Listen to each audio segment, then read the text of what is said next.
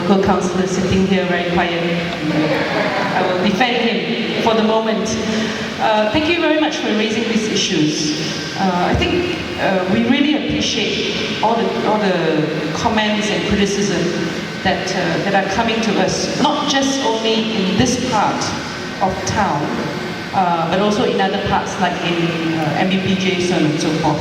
I would like to let people know that we are in fact amidst some major restructuring of local councils.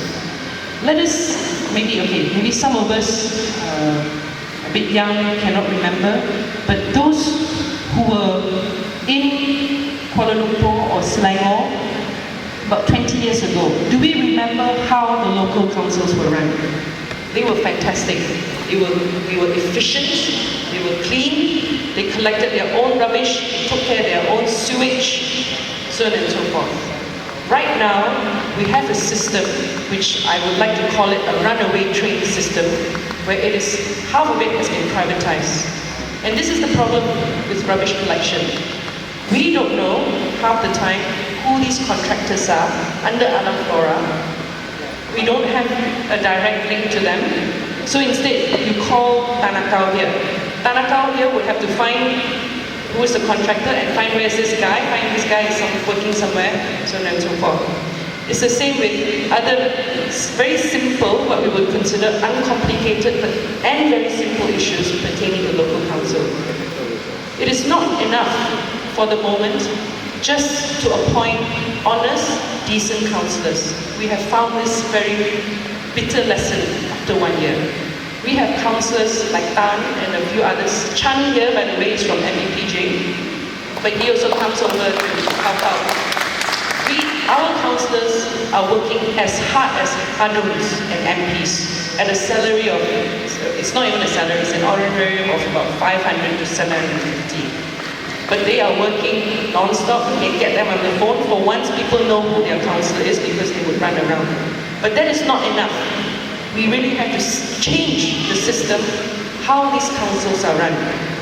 We have to also move and transfer, if not sack, some of these pungaras, some of these heads of departments, people inside the council who are in fact sabotaging Pakatan Rakyat in Selangor. Let me tell you this, sir. The contractors for Alam Flora, inshallah, have not changed. They are the same as before. So there's a lot of accusations that say, oh, you know, these are new contractors. No, they are the same. But they have slowed down on their work. They are not turning up on time. They are saying that they got this and that. It's not just happening in MBSA, it's also happening in MBPJ. I don't know where else. So we are talking about a major shift that is necessary in the local council, apart from having local council elections. I know that we've been very quiet on this matter, local council elections, even though it is all three parties of Pakatan Rakyat have been thoroughly committed to local council elections. We are quiet because we are now working on this matter. We have started in Penang. There's been a major consultation. We just started ours this month. How are we going to run elections in the coming, after this, not this term, after this one, the renewed term of the councillors runs out next year. So we hope that we'll be able to implement that, sir. The third thing that maybe some of us may not know, because apart from very inefficient communication from the state government side and also the district office, is that although we cannot have our own state police officers, that is until we're able to amend the constitution. That will be a project 10 years from now. There are some things that the Selangor state government is very concerned about, and that's law and order. So what can we do? Many of the tamans, and I'm sure a lot of them have had some dealings with the local council.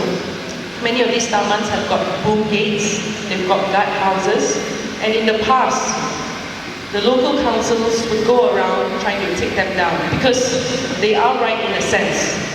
You cannot have permanent structure that blocks roads. This is under the Street Drainage and Building Act, Street Building.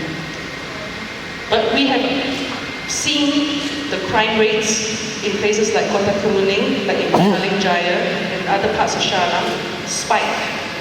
This is because our police are too busy closing down fundraising dinners of Pakatan Rakyat. Yes, there were almost 1,000 police officers in Klang last week, and they're doing all this nonsense instead of taking care of the Rakyat.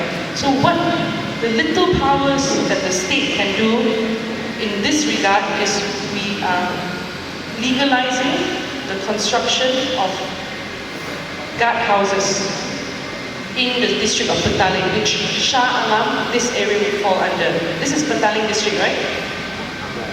Half, yeah, half. If this is successful, we will move to other districts. Legalizing in what sense? Basically, we are asking the Residents Association to register your guard house, then we rent out the land to you, i.e. it's a bit like TOL, but at a much cheaper rate. You put in a deposit of 100 ringgit, at 20 square foot or so, it is at an absolute minimal cost, and you can legally have your guard house. Boongate, we pretend it's not there. Okay, then we just close one eye. But at least now it is legal. You can secure your areas, you can secure your streets and your homes. That's what we can try to do. So on that note, maybe William would like to add. Also, there's another thing I'd like to add before I end. One thing is that when we hear all these things, these are issues that should have been in the open many years ago.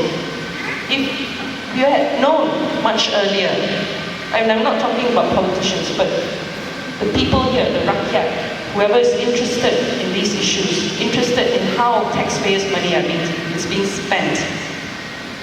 This information has been kept under wraps until 2007 when it all blew up.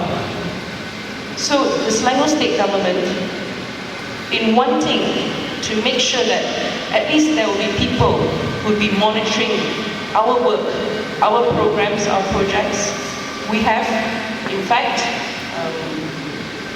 agreed, and we've also started a lot of the drafting work to have what we call a freedom of information enactment.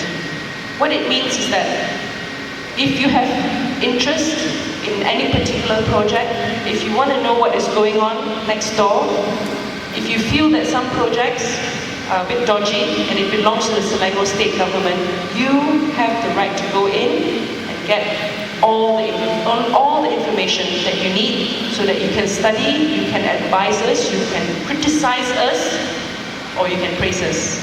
Usually governments don't get praises, they only get criticism.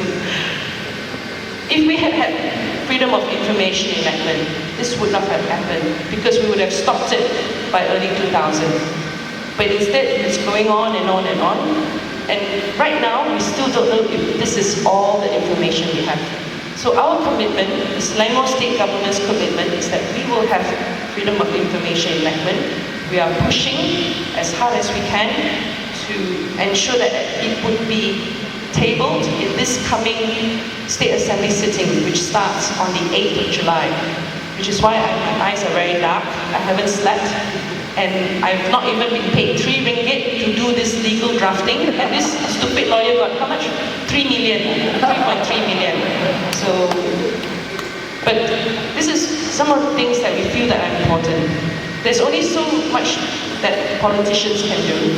Our interest is to ensure that there are some institutions that will ensure that there's transparency, there's accountability, there's openness, and it must be democratic. So on that note, ladies and gentlemen, I'd like to end my very short presentation, and I'll be more than happy to take questions. Thank you very much.